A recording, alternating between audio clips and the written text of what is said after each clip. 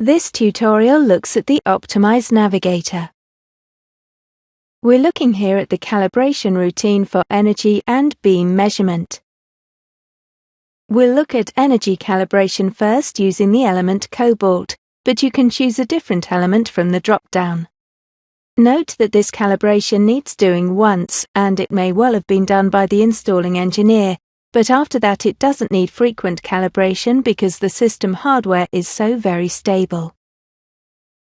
If the room temperature was changing, there's a possibility of small changes in peak position, and so you may need to redo it. But if you never do it again, it's not a problem. Note that this takes quite a bit of time, maybe 3 minutes or so.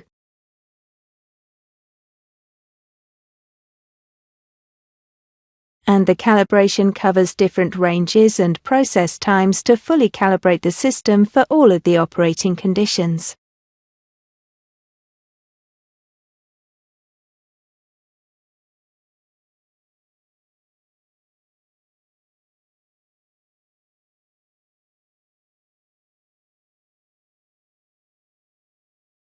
When the calibration routine's complete, then we just choose to save that calibration.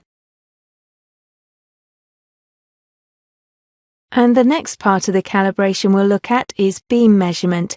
And again, if you always do quantitate analysis by normalizing the results to 100%, there's no need to do this beam measurement. But if you're doing true unnormalized analysis, you will need to do this calibration. Note again that we're using here cobalt as our calibration element. If you choose a low kV, you might need to use an element like titanium, for example. And this is done at the operating conditions that we're going to use for the analysis. When it's complete, we'll ask if we want to save it, and it enables it to check for stability of the current by repeating the analysis.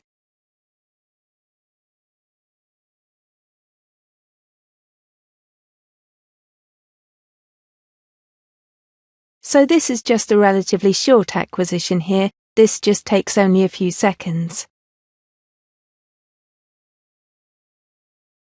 And we see this time that our beam current is stable, looking at those two sequential analyses.